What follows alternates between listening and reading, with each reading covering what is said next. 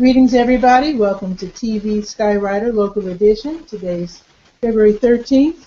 That's my lucky day. I was born on the 13th. So, anyway, this is very important today. We're talking with Nia Wilson.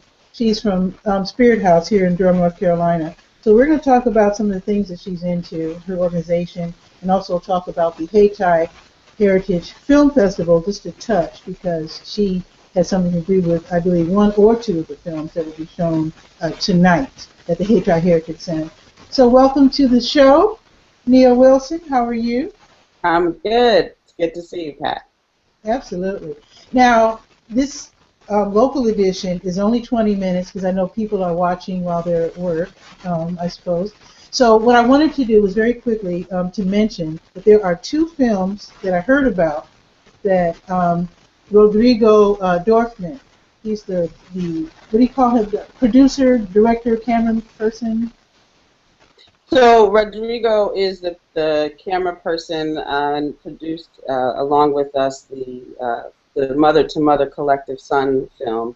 The other film, the Occupy the Imagination, is one of Rodrigo's own documentaries. So we're not actually a part of that film. Okay. But we have been a part of the discussion around the film. Okay, wonderful.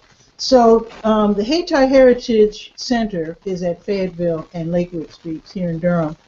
Now, tonight, from what I understand, and I hope I have my information correct, I just went to the website, Elementary Genocide, the School to Prison Pipeline, that film will be shown at 6, from what I understand.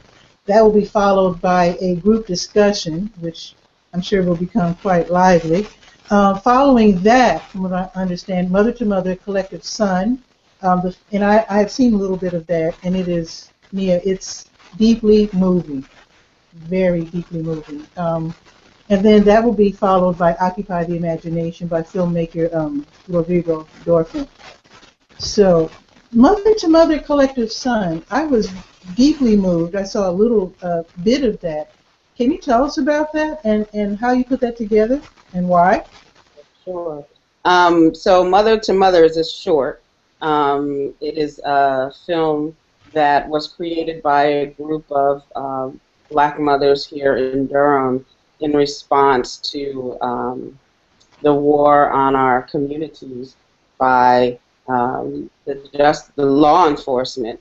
It was a part of an initiative that was for the October 22nd, where folks all across the country were having conversations, leading rallies, and different demonstrations around police brutality and racial issues across the country.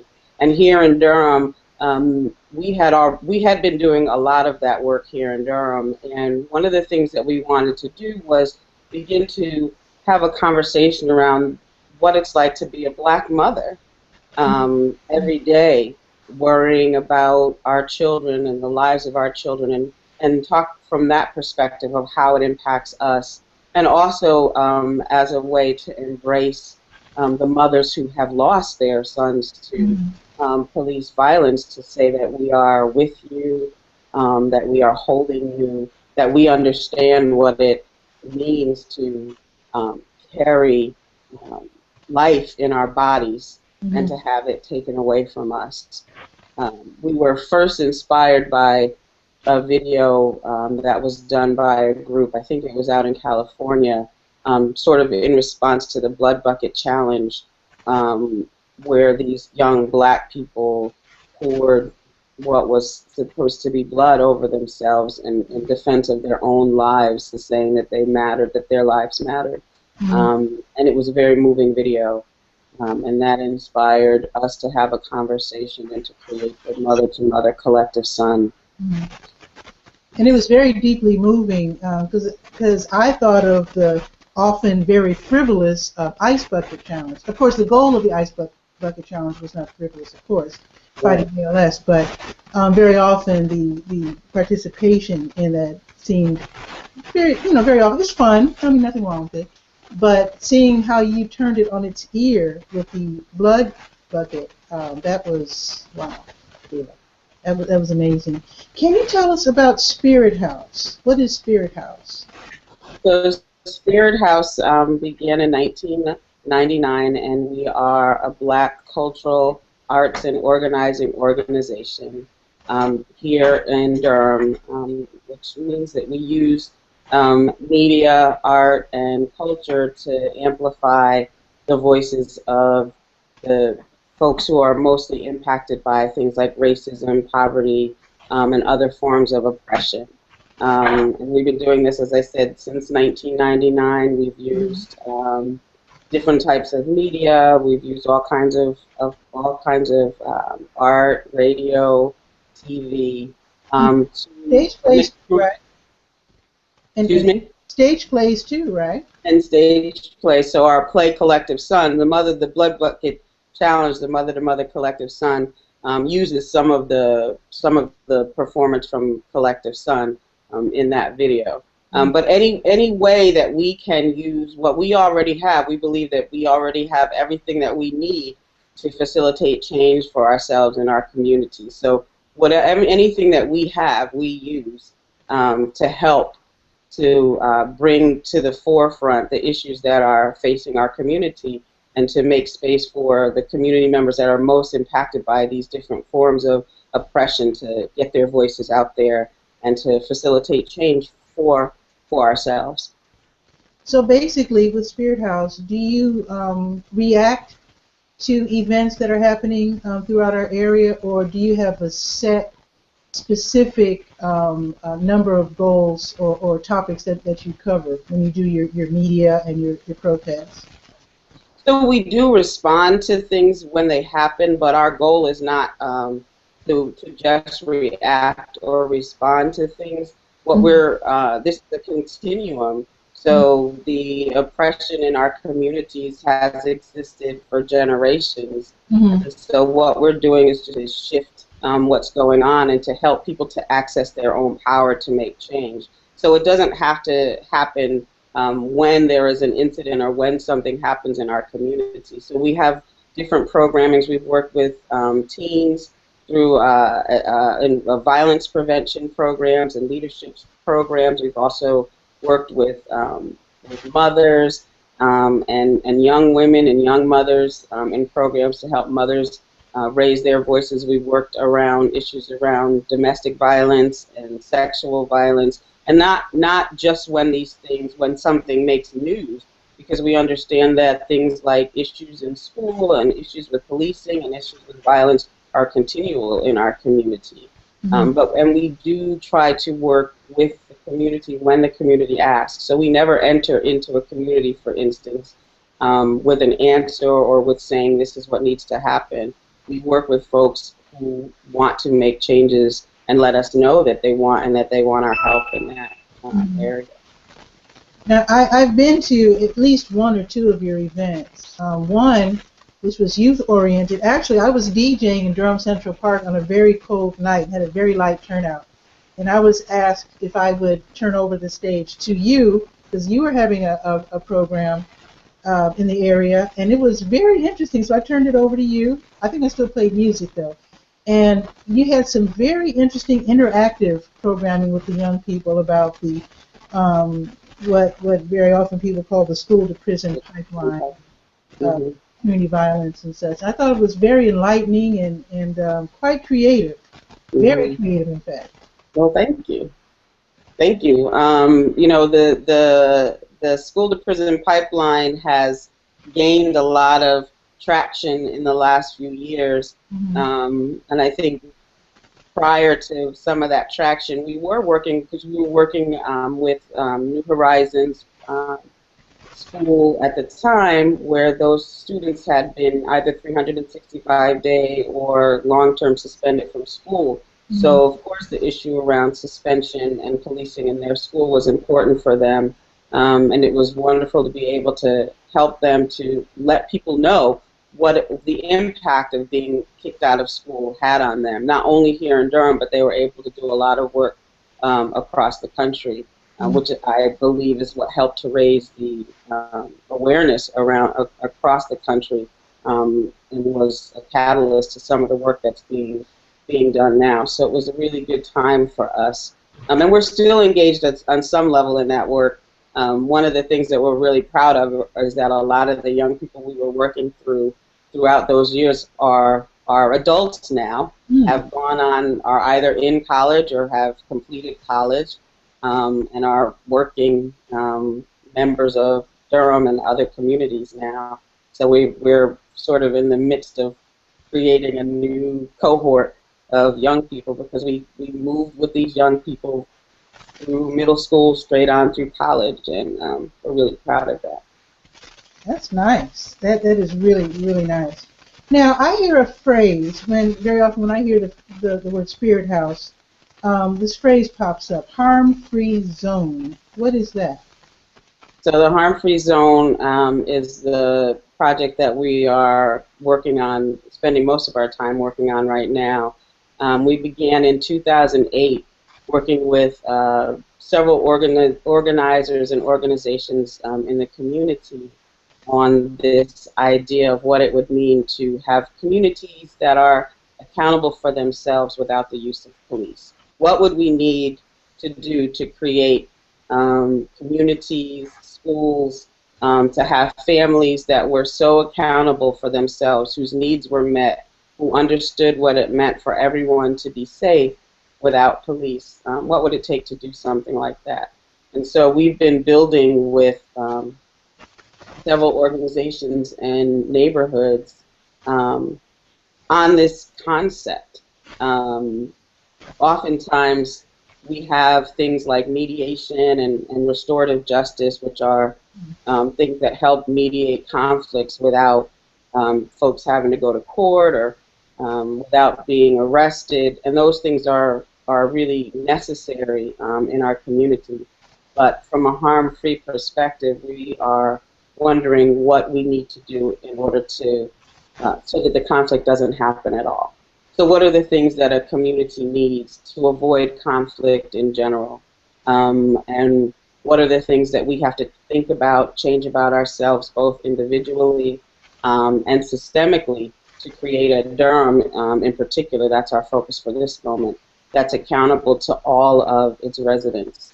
Durham is an amazing place to be. I talk all the time about how much I love Durham, but there are some very disturbing disparities in Durham when it comes to race and class that a lot of people don't know about.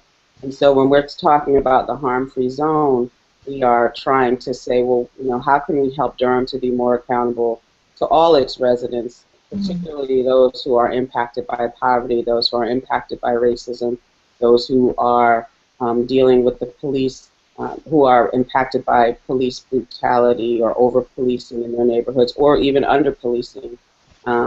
And how do we begin to deal with some of the issues that we have in our communities without having to rely on law enforcement? There was a time when you could call, when we all remember when we were acting up as kids and the old lady on the porch called to our mama and, and said, so-and-so is acting up, and before you got home, it got handled. Now we call them police. And so, why is that? And what can we do to get back to that? That is a good question, because back in the day, you are right, it would be settled on the block. Yep. And the parents worked together. And in fact, when we were really little, all the parents sat together and watched us play. And we'd be out there till 1 in the morning.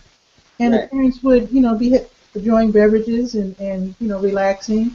And if someone got out of line, it was handled either by one of the big kids, or if it got really out of hand, by the parents. This calling of the police, that was always if someone was like a crime was being committed. But when it came to interpersonal relationships, the police were never involved back then. At least I don't remember.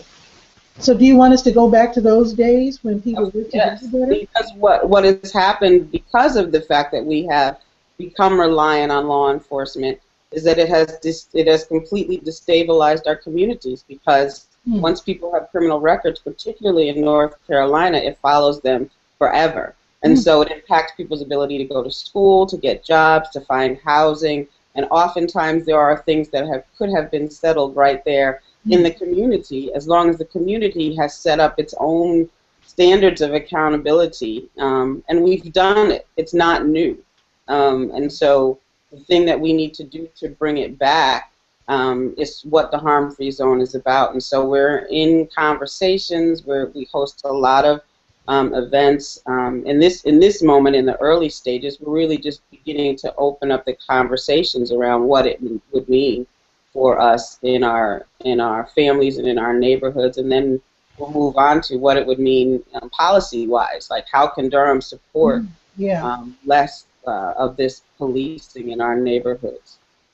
I definitely want to learn more about that, so we're definitely going to talk after this. Now, we only have a couple of minutes left. I know this is during the week, so I try to restrict the conversation to around 20 minutes. But if you don't mind, I heard about this book that you are centering some talks and discussion and study around. It's called The New Jim Crow by Michelle Alexander. So tell us about that. So as part of our harm-free zone work, in our attempt to create more understanding and language just in Durham in general to talk about the disparities, we are hosting for Black History Month. We're actually hosting for February and March a citywide screening a citywide book study of The New Jim Crow.